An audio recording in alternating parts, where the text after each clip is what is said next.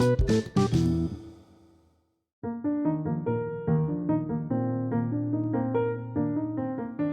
नमस्ते, सत श्री अकाल। मैं हूं अपराजिता सिंह और आपका स्वागत है फिर से मेरे इस पॉडकास्ट अपराव व्यक्ति में। यहाँ आप सुनते हैं मेरे लिखे हुए किस्से, कहानियाँ, कविताएं और मेरे हाई एंड विचार जो अपनी रोजमर्रा की बातों से निकले हुए उधेड़पुन से आते हैं। एक था बचपन, एक था बचपन, छोटा सा नन्हा सा बचपन, एक था बचपन। और अब आपका स्वागत है मेरी पॉडकास्ट सीरीज एक था बचपन में, जहाँ मैं हर हफ्ते आपको फ्लैशबैक में ले जाती हूँ बचपन की यादों में, मेरी बचपन की यादों के साथ। Sorry sorry sorry sorry sorry, tension ना लें, आपका चैनल चेंज नहीं हुआ है और आप अनुपमा को नहीं, मुझे ही सुन रहे हैं। ये सॉरी इस बात के लिए कि मैं कुछ हफ्तों से फिर लापता हो गई थी और उसके लिए मुझे प्लीज़ माफ़ कर दीजिए। दरअसल एक हफ्ते मैं बॉम्बे गई थी एक बिज़नेस मीटअप में और उसके बाद मैं कुछ ऑर्डर्स में बिज़ी हो गई। फिर बचपन को याद कर सही तरह से उसे जीने की अवस्था में पहुँच ही नहीं पाई। इन दिनों मैंने ये भी जाना कि बड़े होने के बाद बचपन में लौटने के लिए थोड़ा मूड रिफ्रेश कर बचपन जैसा माहौल मेंटली बनाना पड़ता है। स्ट्रेंज इट इज़, मगर अब है तो है। अब अगर आप मुझे जानते हैं तो आप मेरे ऑनलाइन बिजनेस क्राफ्ट कार्ट के बारे में तो जानते होंगे, और ना जानते हों तो मैं बता देती हूँ कि मेरा handmade home decor, gifting items और ज्वेलरी का बिजनेस है जिसका नाम क्राफ्ट कार्ट है। इसके बारे में डिटेल्स आप मेरी वेबसाइट craftcart.in पे ले सकते हैं, और अधिक जानकारी इस पूरे वेंचर की कहानी मैं किसी और एपिसोड में सुनाऊंगी। तो आज के प्रसंग का नाम है 1% की कीमत तुम क्या जानो टीचर बाबू। आई नो काफ़ी ड्रामेटिक साउंड कर रहा है, बट उससे ज़्यादा ड्रामा मैंने खुद ने क्रिएट किया था। तो जैसे कि मैंने पिछले एपिसोड में बताया था कि 7th क्लास में केवल 1% कमाने पर मैं दहाड़े मार मार कर दिन भर रोई थी। मैंने अभी तक कभी नहीं सोचा था कि वो वाक़या मैं कभी भी किसी को असलियत में बताऊँगी, क्योंकि मेरे लिए वो काफ़ी एम्बैरेसिंग स्टोरी है।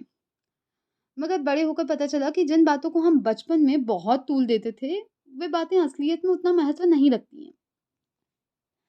तो साहब, ये बात है 2007 की, जबकि मेरे घर वालों ने मेरी काफ़ी बार मना करने के बाद भी मेरा दाखिला मेरे चहीते स्कूल उज्जैन पब्लिक से स्टैनफोर्ड में करवा दिया था। अब मेरे दुखी होने का मुख्य कारण था कि मेरे दोस्त आसानी से नहीं बनते थे और मुझे लोग आसानी से कभी रास नहीं आते थे।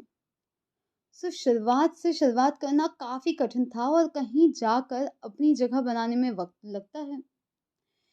अब एक तरह से अपने कंफर्ट ज़ोन में मैं पहुंच चुकी थी उज्जैन पब्लिक में, और वहीं से मुझे जाने का मोह बिल्कुल अब नहीं था।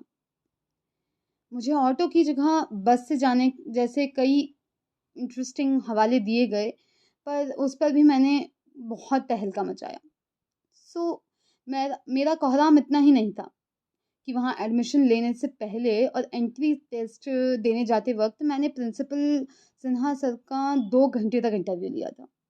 I know sounds cliché, but यही हुआ था। सो मैंने उन्हें यह तक कह दिया था कि आपका स्कूल नया है, अगर बंद हो गया तो मेरे करियर का क्या होगा? क्या आप इसकी गारंटी लेते हैं?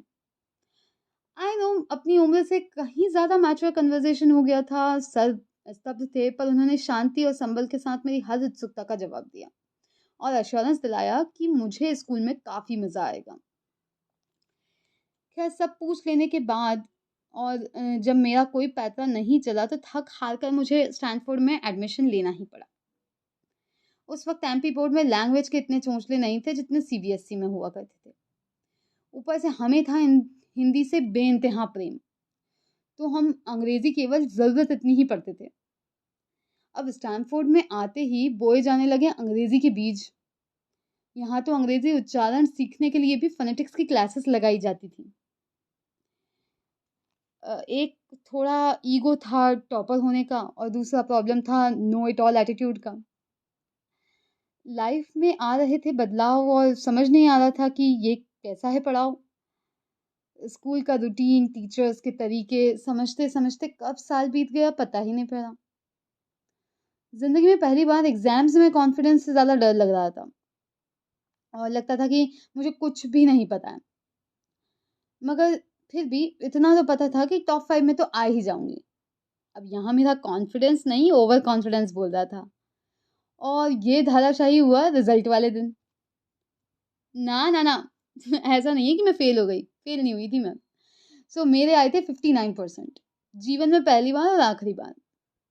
मगर वो एक बार में ही मैंने जीवन भर के आँसू बहा लिए थे। अब एक टॉपर के दृष्टिकोण से अगर आप देखें तो 59% सेकंड डिवीज़न जो कि फ़ेल के समान ही तो है। जीवन में पहली दफ़ा हुआ था कि जबकि रिज़ल्ट वाले दिन बोर्ड पर नाम नहीं था। और इतना ही नहीं, सेकंड डिवीज़न का थप्पा भी जो लग गया था। उसी रोज़ हमारे परिवार में कोई दूर के रिश्तेदार शांत हुए थे। तो मम्मी रिज़ल्ट लेकर सीधा वहाँ निकल गईं और मैंने उस दिन अन्न जल का त्याग कर दिया था। मैं किसी को स्कूल में क्या मुँह दिखाऊँगी? 1% की कीमत उन्हें क्या पता किसी बच्चे के लिए कितनी होती है? ऐसे कई डायलॉग भी उस दिन मैंने रोने रोने के दौरान चालू किए थे, बोले थे। लगभग 5 घंटों के तीक्ष्ण रुदन के बाद रोते-रोते मैंने छोटे सोफ़े पर ही सो गई। और वहीं से उठने के बाद मैंने वापस रोना चालू कर दिया। अब मेरी मंशा थी कि टीचर से बात करके बस 1 परसेंटेज बढ़वा दो, मगर ऐसा थोड़ी ना होता है। आखिरकार मुझे 2 चपत लगाकर समझाया गया कि ज़िंदगी की आखिरी एग्ज़ाम नहीं है और ये रिज़ल्ट आगे किसी को देखने में आएगा भी नहीं।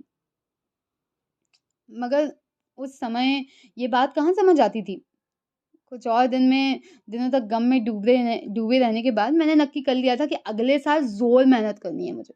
और इंग्लिश का इतना खौफ़ क्यों खाना है भैया? वो भी तो एक लैंग्वेज ही है। तो तुम कितने भी बड़े तुज़म खां क्यों ना हो, हर जगह नई शुरुआत शुरू से होती है। अब भले दुखी हो रहे हो या खुश होकर इस बदलाव को की आदत तुम्हें डालनी है, बट अब ये आदत डालनी होगी। बस वहीं से सिलसिला शुरू हुआ ज़िंदगी में इंग्लिश का और एक नए बदलाव को हज़म करने को अ, जारी रही मेरी ये मेहनत। फिर फिर ये सिलसिला चलता रहा। अगले साल मैंने टॉप भी किया, सब वहीं रहा। मगर ये एक अजीब-सी याद और उसकी एक अजीब-सी टीस काफ़ी समय तक रही। मैं काफ़ी समय तक अपना 7th का रिपोर्ट कार्ड छुपा के रखती थी। उसे मैंने अपनी जो मेरी फ़ाइल है उससे हटा कर रख रखा था। जब तक कि मुझे असलियत में समझ में नहीं आया कि परसेंटेज मैटर नहीं करते। It only that matters is कि उस दौरान आपने जो एक्सपीरियंस किया, उस दौरान आपने जो नई चीज़ें सीखी और उस नए चेंज को एक्सेप्ट करने के लिए या हर नई बदलाव को एक्सेप्ट करने के लिए जो चैलेंजेस लिए और उन चैलेंजेस के दौरान जो सीखा वो मैटर करता है। तब कहीं जाकर एक पॉइंट पे मैंने वापस से उस 7वीं के रिज़ल्ट को अपनी बुक में अपनी फ़ाइल में शामिल किया था। ये तो थी मेरी कहानी। क्या आपके बचपन की भी ऐसी कोई इंटरेस्टिंग सी स्टोरी है तो उसे अपने डायरी में लिखकर सहेज कर ज़रूर रख लें। और अगर आप सभी लोगों के साथ उस वाक़ये को शेयर करना चाहते हो तो मुझे मेरे इंस्टा हैंडल अपराजिता एसेंग पर कोलैब के लिए ज़रूर शेयर करें। लिंक डिस्क्रिप्शन में है। अगले सप्ताह आपसे फिर मुलाकात होगी अपरा व्यक्ति पर मेरे बचपन की एक और रुचिकर कहानी के साथ। खुश रहिए, मुस्कुराते रहिए और बचपन में भी अपने बचपन को जीते रहिए। इसी के साथ मैं आपसे आज विदा लेती हूँ। अस्ला विस्ता।